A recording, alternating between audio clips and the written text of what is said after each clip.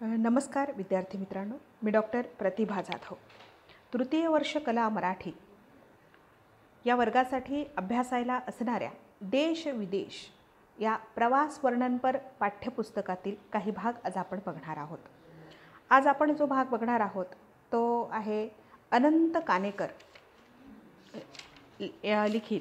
काणेकर लिखित धुक्यातून लाल ताऱ्याकडे. हा भाग त्यांच्या धुक्यातून लाल ताऱ्याकडे या प्रवास वर्णनातून हा उतारा घेतलेला आहे. सर्वप्रथम आपण अनंत काणेकर यांचा परिचय बघूया. अनंत आत्माराम काणेकर, जन्म 2 डिसेंबर 1905, मृत्यू 4 मे 1980. पूर्ण नाव अनंत आत्माराम काणेकर. त्यांचा जन्म आणि शिक्षण मुंबईमध्ये झालं. संस्कृत व इंग्लिश विषय घेऊन 1927 साली BA झाले. 1930 साली LLB वकिलीचा व्यवसाय काही काळ केल्यानंतर पत्रकारिता केली. खालसा महाविद्यालय व सिद्धार्थ महाविद्यालयात मराठीचं अध्यापन केलं. 1930च्या सुमारास रत्नाकर मासिकातून लेखनाला प्रारंभ केला. नाट्य मन्वंतर ही संस्था सुरू केली. काही नाटकेही अनुवादित केली. धूर आणि इतर एकांकिका 1941मध्ये प्रसिद्ध झालेला त्यांचा एकांकिका संग्रह. नभोवाणीसाठी श्रुतिका लेखन, नवयुग, चित्रा, आशा या साप्ताहिकांमधून स्फुट वैचारिक व राजकीय स्वरूपाचं विपुल लेखन केलं. पिकली पाने 1964, शिंपले आणि मोती 1936 इत्यादी 7 लघुनिबंध संग्रह प्रसिद्ध. लालित्यपूर्ण शैलीमध्ये काणेकरांचे लघुनिबंध लोकप्रिय ठरले. धुक्यातून लाल ताऱ्याकडे 1940 साली त्यांचे प्रवास वर्णन प्रसिद्ध झाले. संवेदनशीलता आणि निरीक्षणामुळे अतिशय लोकप्रिय झाले. आमची माती आमचे आकाश, खडक कोरतात आकाश, 6 गाजलेली प्रवास वर्णनं. कथाकार काणेकर म्हणूनही ते प्रसिद्ध. जागत्या छाया, मोरपिसं असे 4 कथासंग्रहही प्रकाशित आहेत. रुपेरी वाळू या कथासंग्रहात रूपक कथा प्रसिद्ध आहेत. त्यांच्या कविता संग्रहाच्या अनेक आवृत्त्या निघाल्या. त्यांची वाङ्मयीन कामगिरी वैविध्यपूर्ण आणि लक्षणीय अशी आहे. अनेक साहित्य प्रकारांना त्यांनी संजीवनी प्राप्त करून दिली. अखिल भारतीय मराठी साहित्य संमेलनाचे ते अध्यक्ष राहिलेले आहेत. औरंगाबादमध्ये 1957मध्ये हे संमेलन झाले होते. अनंतिका हे आत्मचरित्र प्रकाशित. पद्मश्री आणि इतर अनेक पुरस्कारांनी ते सन्मानित आहेत. धुक्यातून लाल ताऱ्याकडे हा उतारा आपण बघूया. सकाळी 11:15ला एका गाईडबरोबर लेनिनग्राडमधले सुप्रसिद्ध बॅलेट डान्सिंग स्कूल किंवा कोरिओग्राफिक टेक्निकम, ज्याला असे नाव दिलेले आहे, ते पाहावयास आम्ही निघालो. इमारतीत आत शिरल्याबरोबर दरवाजाजवळ स्टालिनचा एक भव्य अर्धपुतळा दृष्टीला पडला. आत जाऊन आम्ही ऑफिसमध्ये बसलो. तिथे भिंतीवर लेनिन, स्टालिन, मॉलोटॉव्ह व हॉराशिलॉव्ह यांची चित्रे टांगलेली होती. टेक्निकमच्या मॅनेजरने आम्हाला आपल्या खोलीत भेटावयाला बोलावले. आपल्या भव्य टेबलाजवळ भारी किमतींची अलेग्रा सिगारेट ओढत तो बसला होता. डोक्याचा तुळतुळीत गोटा केलेला, बूट सूट, नेकटाय वगैरे व्यवस्थित घातलेला असा हा लठ्ठ ठेंगणाचा मध्यमवयस्कर रशियन भांडवलशाही देशातल्या एखाद्या मॅनेजरसारखा मला वाटला. दर 5 मिनिटांनी एक सिगारेट संपली की तो दुसरी पेटवत होता. अर्धा पाऊण तास त्याने आमची गाईडतर्फे गप्पा केल्या आणि शाळेचे निरनिराळे फोटो दाखवले. नंतर आपल्या हाताखालच्या एका बाईला हाक मारून आम्हाला मादाम वेगांगोवाकडे घेऊन जा म्हणून त्याने तिला सांगितले. मादाम वेंगागोवा वयाने 60-65 वर्षाच्या होत्या. या नृत्यशाळेच्या त्या मुख्याधिकारी आहेत. जगप्रसिद्ध रशियन नर्तिका मादाम पावलोवाच्या त्या समकालीन आणि सहकारी. पाहिल्याबरोबर आदर उत्पन्न व्हावा असा साधा सफेद वेश केलेल्या या वृद्ध रशियन स्त्रीचे बोलणे, चालणे आणि वागणे आहे. मादामच्या हाताखाली त्या शाळेत 140 शिक्षक शिक्षिका, 463 मुले मुली, 2 डॉक्टर्स आणि 4 नर्सेस आहेत. एकंदर नृत्य शिक्षणाचा कोर्स 3-4 वर्षांचा आहे. सकाळी 9 पासून संध्याकाळी 5 पर्यंत वर्ग चालू असतात. मोठ्या मुलींचा वर्ग सकाळीच असतो. 11 वाजता लहान मुलांचे वर्ग सुरू होतात. तुळतुळीत लाकडी तक्तपोशीवर नाचाचे धडे चालू होते. 12 वाजता दुसऱ्या वर्गाची वेळ झाली. 6-6, 7-7 वर्षांची चिमुरडी रशियन मुले आत येत. मादाम पुढे किंचित मस्तके वाकवत आणि त्यांचा हात हातात घेऊन त्याचे चुंबन घेत. मादाम स्मित करीत त्यांच्या डोक्यावर हात फिरवून काहीतरी कुशल प्रश्न विचारित. मला हा देखावा अत्यंत कौतुकास्पद वाटला. एका बाजूला 30-40 तरुण मुले मुली कॅथरीना नावाचा एक नृत्य प्रसंग बसवत आहेत. मुलींनी स्वच्छ सफेद तंग मोजे घातले आहेत आणि त्यावरून दुग्धधवल रेशमी कापडांचे आखूड झके परिधान केले आहेत. पायांच्या नुसत्या अंगठ्यांवर त्या इकडून तिकडे फुलपाखरांसारख्या तरंगत आहेत. प्रत्येकीची शरीरयष्टी बांधेसूद व रेखीव असून त्यांचे चेहरेही मोहक आहेत. सोनेरी केसांच्या आणि निळ्या डोळ्यांच्या या इतक्या रशियन सुंदर मुली एकदम एके ठिकाणी पाहून, रस्त्यातल्या अगचाळ कपडे केलेल्या ओबडधोबड रशियन बायका पाहून स्त्री सौंदर्याबद्दल साशंक होत असलेल्या आमच्या मनाला थोडा धीर वाटला. दुपारी 3 वाजता पायोनियर्स पॅलेस किंवा मुलांचे थिएटर पाहायला गेलो. एका बागेत मुलांचे चिमुकले नाटकगृह आहे. इथे मुले नाटक करतातच आणि मुलांचा प्रेक्षक समुदाय नाटक पाहायला येतो. अर्थात त्यांच्यावर शिक्षकांची देखरेख असते. मी 3 वाजता आत शिरलो तेव्हा नाटक संपून मुले बाहेर पडत होती. आज 12 ते 3 नाटक होते. मला वाटलं नाटक 3 वाजता सुरू व्हायचं आहे, म्हणून आमची गाईड मला 3 वाजता तिथे घेऊन आली. मुले जाताना पाहून हे काय म्हणून मी विचारलं. मला वाटलं तुला नुसतं मुलांचं थिएटरच पाहायचं आहे, आमची गाईड म्हणते. मुलांचे नाटक पाहायचे आहे असे मी सकाळी स्पष्ट सांगितलेले असताना ई टुरिस्टनेही अशी चोख व्यवस्था केली. आज ई टुरिस्टने आपल्या ढिल्या कारभाराची शर्थ केली. आज रात्री 9:30च्या गाडीने पूर्वी ठरलेल्या कार्यक्रमाप्रमाणे आम्ही मॉस्कोला जायला निघायचं होतं.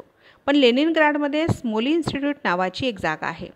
ती जर आम्हाला उद्या पाहायला मिळणार असेल तर मॉस्कोतला 1 दिवस कमी करून लेनिनग्राडमध्ये 1 दिवस काम वाढवायला आम्ही तयार आहोत, असे आम्ही सकाळी सांगितले होते.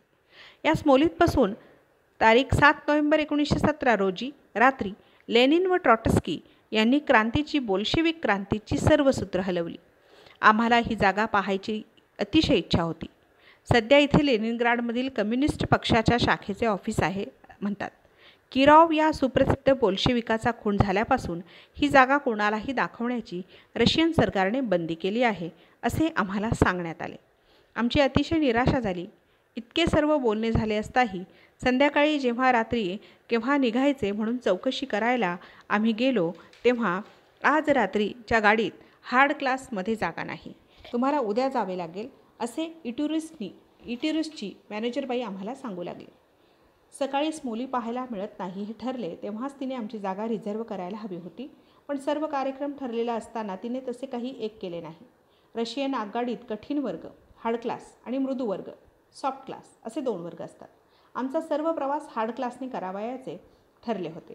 आम्ही लेनिनग्राडमध्ये विनाकारण 1 दिवस अधिक राहायला मुळीच कबूल नाही, असे आम्ही तिला निक्षून सांगितले. तेव्हा सॉफ्ट क्लासने तुम्ही जाऊ शकता, पण तुम्हाला प्रत्येकी 20 रुबल्स अधिक द्यावे लागतील, असे ती सांगू लागली. हार्ड क्लास रिझर्व न करण्यात तुमची चूक झाली आहे. आम्ही आज निघणार आणि 1 कवडीही अधिक देणार नाही. पाहिजे तर तुम्ही स्वतःचे पैसे भरून आम्हाला सॉफ्ट क्लासने पाठवा, असे आम्ही तिला सांगितले. शेवटी पुढीलप्रमाणे तडजोड ठरली. आम्ही लेनिनग्राडमध्ये 31 तारखेला आलो. त्या दिवशी ठरलेल्या कार्यक्रमाप्रमाणे आम्हाला ई टुरिस्टने 1 नाटक दाखवायला हवे होते. पण बोट उशिरा येऊन सर्वच घोटाळा झाल्यामुळे आमचे त्या दिवसाचे नाटक चुकले होते. तेव्हा त्या नाटकाच्या तिकिटाचे 13 रुबल्स आणि वर आम्ही प्रत्येकी 7 रुबल्स द्यावे, म्हणजे सॉफ्ट क्लासने त्या रात्रीच आम्ही निघू शकू असे ठरले आणि सॉफ्ट क्लासमध्ये आमच्या जागा टेलिफोनवरून तिने रिझर्व केल्या. संध्याकाळी सहज मी लेनिनग्राडच्या रस्त्यावरून फिरत होतो. एखादा रशियन शर्ट किंवा टोपी एक आठवण म्हणून विकत घ्यावी असा विचार केला. एका दुकानात शिरलो आणि चौकशी केली. तो साध्या सुती कापडाच्या माकड टोपीची किंमत 23 रुबल्स किंवा 11 रुपये 8 आणे. कॅनव्हासच्या एका बुटाच्या जोडीची किंमत 19 रुबल्स किंवा 9.5 रुपये. असला बूट कोठेही 1.5-2 रुपयांना मिळेल. बरं, वस्तूही दिसायला मुळीच सुबक नाही. तेव्हा काहीच न घेता मी बाहेर आलो. रस्त्यात एक मजेदार गोष्ट दिसली. रशियन लोकांना वर्तमानपत्र वाचायचं फार वेळ लागला आहे. एक लहानशा वृत्तपत्र विक्याच्या दुकानासमोर जवळजवळ 50 स्त्री-पुरुषांची एकेरी रांग लागली होती. पहिल्यांदा ही एवढी रांग कशाकरता उभी आहे हे मला समजेना. म्हणून मी पुढे जाऊन पाहतो तो एक जण वृत्तपत्र घेऊन पुढे जातो आहे. रात्री 9 वाजता लेनिनग्राड स्टेशनावर जावयाला ई टुरिस्टच्या मोटारीतून आम्ही निघालो. आमच्याबरोबर एक ई टुरिस्टचा माणूस होता. लेनिनग्राड स्टेशन भव्य आहे. त्यात आत शिरल्याबरोबर लेनिनचा एक भव्य पुतळा दृष्टीला पडतो. बाजूच्या भिंतीवर इतर सर्वत्र दिसतात त्याचप्रमाणे इथेही स्टॅलिन, मॉलोटोव आणि वॉरशिलॉव या त्रयींचे फोटो आहेतच. आत प्लॅटफॉर्मवर गेल्यावर इंजिन जिथं थांबतं त्याच्यासमोर लेनिनचा दुसरा एक सुंदर पुतळा आहे. त्याभोवती शोभिवंत कठडा असून निरनिराळ्या तऱ्हांच्या फुलझाडांच्या कुंड्या ठेवल्या आहेत. रशियन लोकांचा एकंदर गबाळेपणा पाहून गाडी बरोबर 9:30ला सुटेल असे मला वाटत नव्हते. पण सुटली बुवा बरोबर 9:30 वाजता. आमची सॉफ्ट क्लासची कंपार्टमेंट्स छान आहेत. मी त्या 2 ब्रिटिश म्हाताऱ्या आणि रॅफे एका कंपार्टमेंटमध्ये आहोत आणि मॅकलाउड शेजारच्या कंपार्टमेंटमध्ये आहे. रशियात स्त्रियांसाठी निराळे डबे नाहीत, रात्रीच्या प्रवासाला सुद्धा. परदेशी प्रवाशांची त्यामुळे केव्हा केव्हा धांदल उडते. 9:30ला आमची गाडी निघाली तेव्हा हिंदुस्थानात चांगला 6-6:30ला असतो इतका उजेड होता. दोन्ही बाजूंचा निसर्गाचा देखावा प्रेक्षणीय होता. उंच उंच बर्च वृक्षांची गर्द जंगले काही वेळा दोन्ही बाजूंना दिसत होती. त्याप्रमाणे हिंदुस्थानसारखी मैल दूरवर पसरलेली शेते युरोपमध्ये आज पहिल्यांदा माझ्या दृष्टीला पडली. रशिया किती हिंदुस्थानसारखा आहे. तारीख 3 जून. सकाळी जागा झालो तेव्हा 8:15 वाजले होते. मॉस्कोच्या उपनगरातून गाडी चालली आहे. 10च्या सुमारास आम्ही मॉस्को स्टेशनात पोहोचू. मॉस्कोजवळच्या खेड्यातली घरे मजेदार आहेत. विटा, चुना किंवा दगड यांची बांधलेली नसून नुकत्याच तोडलेल्या झाडांच्या ओबडधोबड ओणग्यांची बांधलेली आहेत. बरोबर 10 वाजता आमची गाडी मॉस्को स्टेशनात शिरली. इंजिन जेथे उभे राहिले त्याच्या समोरच लेनिनचा एक भव्य पुतळा उभा आहे. टुरिस्टतर्फे एक मनुष्य आणि एक गाईड मुलगी आम्हाला उतरून घेण्याकरता स्टेशनवर आली. एका मोठ्या बसमधून हॉटेल नोवा मॉस्कोवाया या नावाच्या लेनिनग्राडमधल्या हॉटेलपेक्षाही भव्य आणि सुंदर हॉटेलात आम्हाला नेण्यात आलं. हॉटेल नोवा मॉस्कोवाच्या जागा मला अतिशय आवडली. कम्युनिस्ट इंटरनॅशनलची आणि रशियन सरकारची सर्व ऑफिसेस ज्या सुप्रसिद्ध क्रेमलिनमध्ये आहेत त्या क्रेमलिनच्या समोरच हे हॉटेल आहे आणि पलीकडच्या काठावर क्रेमलिनचे इतिहास प्रसिद्ध भव्य तट आहे. माझी खोली 5व्या मजल्यावर असून क्रेमलिन टॉवरच्या घड्याळात किती वाजलेत ते पडल्या पडल्या मला बिछाण्यावरून पाहता येते. क्रेमलिनच्या पलीकडच्या तटांच्या बाजूलाच रशियन क्रांतीच्या स्मृती दिनाच्या दिवशी लाल पलटणीतले लाखो सैनिक जिथे कवायत करतात तो अफाट लाल चौक आहे आणि याच चौकात लेनिनचा देह ज्यात जसाचा तसा राखून ठेवला आहे लेनिनचे सुप्रसिद्ध थडके आहे. ब्रेकफास्ट घेऊन आम्ही काहीतरी बोलत बसलो होतो. इतक्यात मॉस्कोमधल्या प्रमुख इंग्लिश दैनिक मॉस्को डेली न्यूज या पत्राचा प्रतिनिधी आम्हाला भेटायला आला. रशियन रंगभूमी पाहायला आलेल्या गटाचा त्याला एक फोटो घ्यायचा होता. हॉटेलच्याच भव्य हॉलमध्ये मॅकलाउड, मी, रॅफे आणि त्या 2 ब्रिटिश स्त्रिया यांना एके ठिकाणी बसवून त्याने आमचा फोटो घेतला. नंतर सहज मॉस्को डेली न्यूजचा आजचा अंक चाळीत असता एक महत्त्वाची बातमी मला वाचायला मिळाली. मराठी वाचकांना सुपरिचित असलेल्या यामा दी पीट या कादंबरीचा करता अलेक्झांडर कुप्रिन कालच पॅरिसहून मॉस्को येथे आला. सर्व जुने नवे रशियन लेखक त्याचे स्वागत करण्याकरता मॉस्को स्टेशनवर हजर होते. सरकारतर्फेही त्याचे थाटाचे स्वागत करण्यात आले. 25 वर्षांनी कुप्रिन मायदेशाला परत येतो आहे. सारच्या आमदानीत तो देशत्याग करून पॅरिस येथे राहायला गेला. तेथेच आपल्या बहुतेक जगप्रसिद्ध कादंबऱ्या त्याने लिहिल्या. सोव्हिएट सरकारच्या खास आमंत्रणावरून हा थोर रशियन साहित्यिक पत्नीसह आता कायमचा रशियात राहायला आला आहे.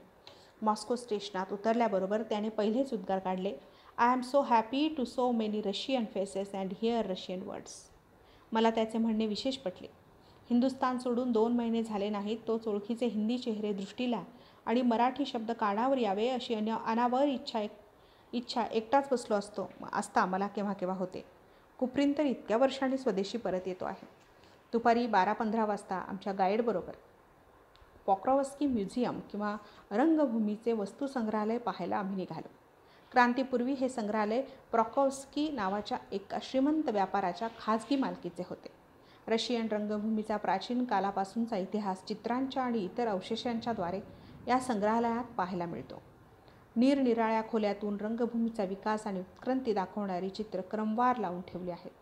एका दालनात गॉर्की, चेकॉव इत्यादी नाटककारांची आणि स्टॅनिस्लॉव्स्की, टायरॉव, मेयरहोल्ड इत्यादी आधुनिक थोर नाट्यनिर्मात्यांची भव्य छायाचित्र ठेवण्यात आली आहेत.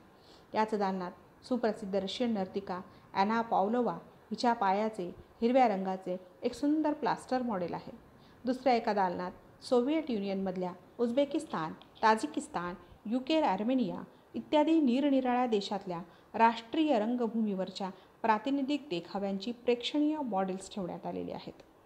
सोव्हिएत युनियनमध्ये जी निरनिराळी प्रजासत्ताक राज्य आहेत त्यात एकंदर 56 वेगवेगळ्या भाषातून नाटकं होतात. जिप्सी भाषेत सुद्धा नाटकं करण्यात येतात आणि त्याकरता एक जिप्सी थिएटर आहे. मुलांकरता चिल्ड्रन्स थिएटर आहेत. तर वाङ्मयापेक्षा नाट्यवाङ्मय राष्ट्राचे जीवन प्रतिबिंबित करण्याचे आणि त्याला वळण लावण्याचे काम अधिक प्रत्यक्षपणे आणि परिणामकारक रीतीने करते. म्हणूनच की काय रशियाने नाटकांना आणि रंगभूमीला इतके महत्त्व प्राप्त करून दिले आहे. म्युझियमचा तरुण रशियन डायरेक्टर या सर्व गोष्टी आम्हाला रशियनमध्ये समजावून सांगत होता आणि आमची गाईड त्याचे इंग्लिश भाषांतर करीत होती. दुपारी 3:30 वाजता आम्ही हॉटेलमध्ये परत आलो. हिंदुस्थानात आता सर्वांना माहीत झालेला सुप्रसिद्ध तरुण रशियन लेखक शॉलोकोव्ह याच्या and quiet flows on the Don या कादंबरीचे संगीत नाटक ओपेरा करण्यात आले आहे. ते पाहायला संध्याकाळी 7:30ला मॉस्कोमधल्या बॉल्शॉय थिएटरमध्ये आम्हाला जायचं आहे.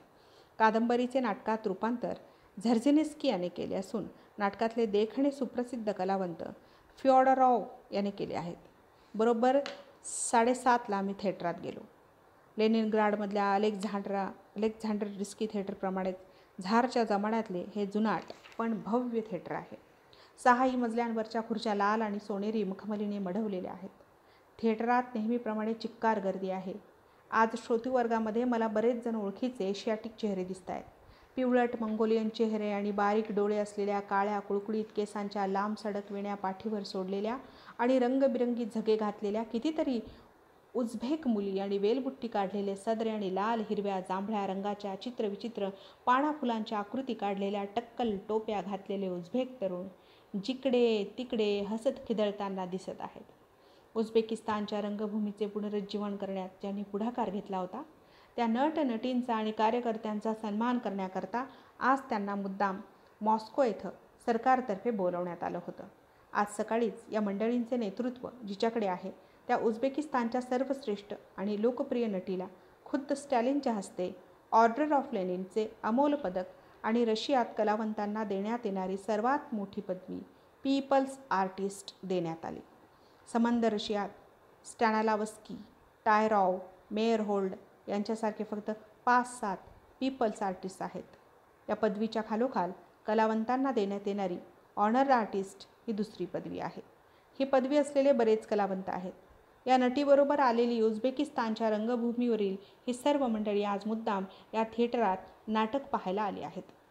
ऑपेरामधले भव्य देखावे, रंगीबिरंगी कपडे आणि सामुदायिक संगीत अक्षरशः डोळे दिपवून टाकणारे आणि भान हरपून जाणारे आहे.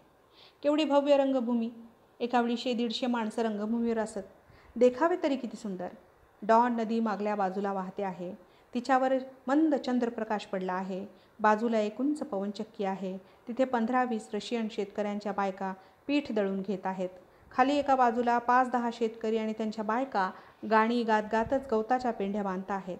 चंद्रप्रकाशात चमचमणाऱ्या नदीतल्या पाण्याच्या मंद लहरी हुबेहूब दिसत होत्या.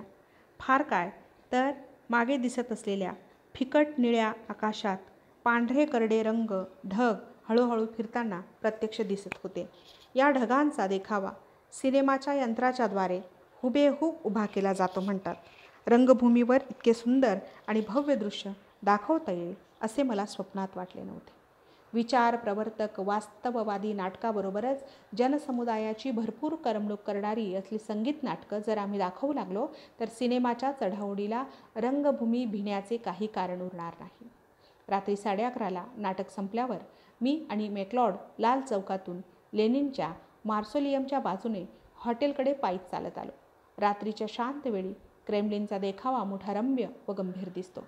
रस्त्याच्या पलीकडे क्रेमलिनचा समोर असलेल्या उंच इमारतीच्या छपरांवर 6 प्रचंड विजेच्या दिव्यांचे 7 गट रांगेने ठेवण्यात आले आहेत. या प्रचंड 42 दिव्यांचा प्रकाश संबंध रात्रभर क्रेमलिनच्या लांबच लांब पसरलेल्या तटावर खेळत असतो. त्या प्रकाशात फडकणारा क्रेमलिनमधील मध्यवर्ती इमारतीच्या घुमटावरला प्रचंड लाल बावटा निरभ्र निळ्या आकाशाच्या पार्श्वभूमीवर एखाद्या रक्तवर्ण ज्वालेसारखा शोभविंत दिसत असतो. आम्ही क्रेमलिनच्या प्रवेशद्वाराजवळ आलो. इतक्या द्वारावरला विजेच्या दिव्याचा भव्य लाल तारा एकदम प्रकाशित झाला. दारावरले दोघे लाल शिपाई रेड गार्ड्स बंदुका सावरून ताठ उभे राहिले. पलीकडे न जाता आम्हाला जागच्या जागी थांबावे लागले. 2-3 मिनिटांनी एक भव्य बंद मोटार दरवाजातून बाहेर पडून निघून गेली. तो तारा विझला आणि आम्ही पलीकडे जाऊ शकलो. क्रेमलिनच्या आतून कोणाही कम्युनिस्ट अधिकाऱ्यांची मोटार निघाली की प्रवेशद्वारावरला हा तारा पेटतो, म्हणजे रस्त्यावरल्या गाड्यांची आणि माणसांची रहदारी तात्पुरती थांबते. रात्री 1:30 वाजता जेवण संपवून मी झोपी गेलो. तारीख 4 जून. आज सकाळी ब्रेकफास्टनंतर काही पत्र लिहायला बसलो. या टुरिस्ट हॉटेलमधील सर्व काही बादशाही थाटाचे आहे, पण पत्र लिहिण्याकरता ठेवलेले नोट पेपर्स आणि शाई अगदी भिकार आहे. कागद आणि हलक्या प्रतीचा अगदीच काळसर असून त्यावर शाई फुटते. रशियात कागदाचे उत्पादन अगदीच थोड्या प्रमाणावर होते म्हणतात. बाहेरचा कागद घ्यायचा नाही असं सरकारने ठरवल्यामुळं सर्व ठिकाणी कागदांचा पुरवठा अगदी जपून करण्यात येतो. रशियन पोस्टकार्ड तर इतकी पातळ असतात की योग्य पत्त्यावर पोचेपर्यंत ती टिकतील किंवा काय याचा संशय येतो. वृत्तपत्रांना वापरण्यात येणारा कागदही अगदी हलक्या प्रकारचा असतो. पण जाहिरातीचा जवळजवळ पूर्ण अभाव असल्यामुळे वृत्तपत्राला फारसा कागद लागत नाही. 11:30 वाजता मी, मॅकलॉड आणि बेरी नावाचा एक तरुण इंग्लिश प्रवासी आमच्या गाईडबरोबर मॉस्कोमधील आधुनिक कलेचे वस्तुसंग्रहालय मॉडर्न आर्ट म्युझियम पाहायला निघालो. क्रांतीपूर्वी सॉमॉरॉव आणि शुकिन नावाचा मॉस्कोमधल्या 2 श्रीमंत गृहस्थांच्या खाजगी मालकीचे आधुनिक चित्रांचे मौल्यवान संग्रह होते. ते दोन्ही एकत्र करून सोव्हिएट सरकारने हे संग्रहालय बनवले आहे. पहिल्या दालनात 19व्या शतकातल्या फ्रेंच चित्रकारांची चित्रं टांगलेली आहेत. त्यात पौर्वात्य देशांचे बरेचसे दिखावे आहेत. ते समजावून देताना आमच्या चिमुकल्या गाईडने अगदी 100% शास्त्रीय मार्क्सवादी टीका केली. ती म्हणाली, पाहिलंत, त्या काळी पौर्वात्य देशातल्या वसाहती काबीज करण्याकडे फ्रान्सचे लक्ष लागले होते. म्हणून फ्रेंच सत्ताधारी वर्गाच्या आकांक्षा आणि विचार फ्रेंच चित्रकाराच्या या कलाकृतीतही प्रतिबिंबित झाले आहेत. 2:30 वाजता हॉटेलकडे परत येत असता वाटेत म्हणून जी इमारत रशियन सरकार बांधित आहे तिचा पाया आम्ही पाहिला. ही इमारत सर्व जगात उंच होणार आहे. तळमजल्यावर एक हॉल होणार आहे. त्यात 20,000 लोक सुखाने बसू शकतील. आधुनिक शिल्पकलेचा एक उत्कृष्ट नमुना म्हणून ती ओळखली जाईल. कळसाकडे लहान लहान होत तिचा कळस म्हणजे लेनिनच्या अजस्त्र पुतळ्याचा पाया होणार आहे. हा पुतळा 100 मीटर उंच होणार असून पुतळ्याच्या हाताचे एक एक बोट 6 फूट लांब होईल म्हणतात. 1943 साली ही इमारत पुरी होईल. ती पाहायला जरूर या. आमची गाईड म्हणाली, आमची मॉस्को राजधानी सर्व जगात सुंदर करायचा आमचा विचार आहे. नंतर माझ्याकडे पाहून ती पुटपुटली. तिच्या आवाजातली आर्तता आणि तिच्या नजरेतली उदात्त खिन्नता माझे अंतःकरण भेदून गेले. तिच्या त्या शब्दांनी मला एकदम नवी दृष्टी दिली. मला लाज वाटली. या साध्या भोळ्या अडाणी रशियन लोकांची युरोपातल्या इतर लोकांशी तुलना करून त्यांच्या गबाळेपणाबद्दल, त्यांच्या बावळटपणाबद्दल, त्यांच्या मागासलेल्या स्थितीबद्दल त्यांना हसणारा आणि त्यांच्यावर चिडणारा किती मूर्ख मी. 1500 वर्ष एका अत्यंत क्रूर मध्ययुगीन राक्षसी सत्तेच्या टाचाखाली एकसारखे चिरडले गेलेले हे राष्ट्र अवघ्या 20 वर्षांपूर्वी स्वतंत्र झाले आहे. शतकानुशतकं अज्ञानात दारिद्र्यात रुतलेल्या या लोकांना राजसत्तेने हजारो वर्षात केलेली पातके धुवून काढून आपल्या राष्ट्राची पुनर्घटना करायची आहे. व्यक्तीच्या आयुष्यात एका क्षणाला जितकी किंमत आहे तितकीसुद्धा राष्ट्राच्या इतिहासास 20 वर्षांना नाही. आणि तरीही इतक्या चिमण्या अवधीत आम्ही हिंदी लोकांसारख्याच गरीब आणि मागासलेल्या लोकांनी केवढे प्रचंड कार्य केले आहे. एकेकाळी अत्यंत मागासलेल्या या लोकांच्या शिरावर इतिहासाला एक अद्वितीय आणि अजस्त्र सामाजिक प्रयोग करण्याची जबाबदारी येऊन पडली आहे आणि किती दुर्दम्य उत्साहाने ते पार पाडित आहेत. त्यांचे मागासलेपण, त्यांच्या चुका, त्यांचा गबाळेपणा, त्यांची स्टालिन पूजा या सर्व गोष्टी त्यांच्या या शौर्यशाली कार्यापुढे क्षुद्र वाटू लागतात. त्या चिमुकल्या रशियन मुलीच्या आवाजातल्या त्या आर्ततेने माझ्या डोक्यात एकदम प्रकाश पडला. संध्याकाळी 7:30 वाजता सुप्रसिद्ध रशियन लेखक चेकॉव यांचे हे नाटक पाहायला आम्हाला मॉस्को आर्ट थिएटरमध्ये जायचे होते. द चेरी ऑर्कार्ड असे हे नाटक. पण जाता जाता वाटेत लेनिनचे थडगे आणि मॉस्कोची सुप्रसिद्ध जमिनीखालची रेल्वे पाहायचं आम्ही ठरवलं. म्हणून मी आणि कॅलिफोर्नियन मित्र मिस्टर स्टाईन 6 वाजताच हॉटेलमधून बाहेर पडलो. हॉटेलमधून 5-6 मिनिटांच्या रस्त्यावर लाल चौकात लेनिनचे हे मॉसिलियम आहे. आम्ही तिथे गेलो तर 400-500 लोकांची रांग दरवाजावर लागली होती. आसपासच्या खेड्यातून मॉस्कोला येणारे रशियन शेतकरी आणि त्यांच्या बायका लेनिनच्या देहाचे एकदा तरी दर्शन घेतल्याखेरीज जात नाहीत. त्याशिवाय मॉस्को पाहायला येणाऱ्या इतर प्रवाशांची गर्दी असतेच. त्यामुळे सकाळ संध्याकाळ केव्हाही या इमारतीपुढे अशी रांग लागलेली दिसते. बाहेरच्या दरवाजावर 2 लाल शिपाई बंदुका घेऊन उभे असतात. ते एकेकाला आत सोडित आहेत. 500-600 लोकांची गर्दी होती तरी आम्हाला मुळीच वाट पाहावी लागली नाही. परदेशी माणूस दिसला की त्याला एकदम रांगेच्या अगदी पुढे उभे करून ताबडतोब आत सोडण्यात येते. रेडगार्ड्सने आम्हाला ताबडतोब आत सोडले. काही पायऱ्या उतरल्यानंतर आणखी 2 लाल शिपाई तिथे उभे असलेले दिसले. अशा तऱ्हेने बाहेर पडेपर्यंत दोन्ही बाजूंना बरेच लाल शिपाई सारखे उभे असलेले दिसले. आत जाणाऱ्यांच्या हाताकडे बारीक नजरेने ते निरखून पाहत होते. न जाणो रशियाच्या एखाद्या शत्रूने हातातून बॉम्ब आणला तर. आतमध्ये एका काचेच्या पेटीत लेनिनचा देह आहे. तो नेहमी घालीत असलेल्या खाकी कोट त्याच्या अंगात आहे. डोक्याजवळ त्याची नेहमीची टोपी आहे. लेनिनचा देह इतक्या चांगल्या स्थितीत आहे की एक हात छातीवर ठेवून तो स्वस्थ झोपला आहे असा भास होतो. जिवंत माणसाच्या कातडीवर असतो तसा तजेला त्याच्या कातडीवर आहे. लेनिन अगदी लहानसा ठेंगणा माणूस असावा. हे मॉसोलियम अत्यंत सुंदर आणि मौल्यवान अशा काळ्या आणि गुलाबी रंगाच्या पॉर्फिरी दगडांचे बांधलेले आहे. त्याचे शिल्पकाम अत्यंत आधुनिक पद्धतीचे आहे. क्रेमलिनच्या प्राचीन तटांच्या पार्श्वभूमीवर ते अधिकच खुलून दिसते. आम्ही 6:30ला मॉसोलियममधून बाहेर पडलो. अजून नाटकाला 1 तास अवकाश होता. तेव्हा मॉस्कोच्या मेट्रोमधून भटकायचे आम्ही ठरवले. ऑस्कोनी नावाच्या जवळच असलेल्या एका स्टेशनात आम्ही शिरलो. लंडनमधल्या जमिनीखालच्या रेल्वेप्रमाणे सरकते जिने वगैरे सर्व काही इथली व्यवस्था चोख आहे. आम्ही किवस्काया स्टेशन बाहेर पडलो आणि थोडा वेळ इकडे तिकडे फिरून पुन्हा परत आलो. मॉस्को ट्यूबचे एक एक स्टेशन म्हणजे शिल्पसौंदर्याचा एक एक अद्वितीय नमुना आहे. एका स्टेशनाचे शिल्पकाम दुसऱ्यासारखे नाही. एका स्टेशनातले खांब हिरवट पिवळट संगमरवरी दगडाचे आणि चौकोनी आकाराचे, तर दुसऱ्यातले गोल आकाराचे आणि काळसर दगडांचे. दुसऱ्याच्या छतात उमलत्या कमळाच्या आकाराचे विजेचे दिवे, तर चौथ्या स्टेशनात गोल आणि त्रिकोणी दिव्यांचे चित्रविचित्र पुंजके. समाजवादामुळे जिकडे तिकडे कंटाळवाणी एकजातता आणि ठोकळेबाजी होईल असे ज्यांना वाटते त्यांनी मॉस्कोमधल्या जमिनीखालच्या या यक्षनगरीतली विविधता आणि वैचित्र्य डोळे भरून पाहावे. भावी समाजवादी कला कशी असेल याची थोडीशी चुणूक मॉस्कोच्या भूगर्भात पाहायला मिळते. मॉस्कोमधल्या जमिनीवरील बऱ्याचशा जुनाट इमारती आणि जमिनीखालची ही अत्याधुनिक सुंदर शिल्पकला पाहून एका रशियन माणसाला कोणीसे म्हटलेले मला आठवते, your socialism is steel underground. बरोबर 7:30 वाजता आम्ही मॉस्को आर्ट थिएटरात शिरलो. अलेक्झांड्रिस्की किंवा बॉल्शायप्रमाणे हे जुन्या पद्धतीचे भव्य थिएटर नाही. हे लहान थिएटर आहे. लाल मखमल आणि जरतारीचे प्रदर्शन येथे नाही. साध्या पण सुबक लाकडी खुर्च्या बसायला आहेत. आजच्या चेरी ऑर्केडच्या प्रयोगाचे वैशिष्ट्य म्हणजे चेकॉवची पत्नी मॅडम चेकोवा नाटकात म्हातारेचे काम करणार आहे. तरुणपणी ओल्गा निपर या नावाने मॅडम चेकोवा रशियन रंगभूमीवरील एक सुप्रसिद्ध नटी म्हणून ओळखल्या जात होत्या. नंतर त्यांनी चेकॉवशी लग्न केले. चेकॉवच्या मृत्यूनंतरही त्यांनी रंगभूमीची सेवा अव्याहत चालू ठेवली आहे. एक थोर नटी आणि चेकॉवसारख्या विख्यात लेखकाची पत्नी म्हणून सारा रशिया त्यांच्याकडे आदराने पाहतो. त्या अलीकडे मधून काम करतात. चेरी ऑर्चर्ड हे चेकॉवचे एक उत्कृष्ट नाटक आहे.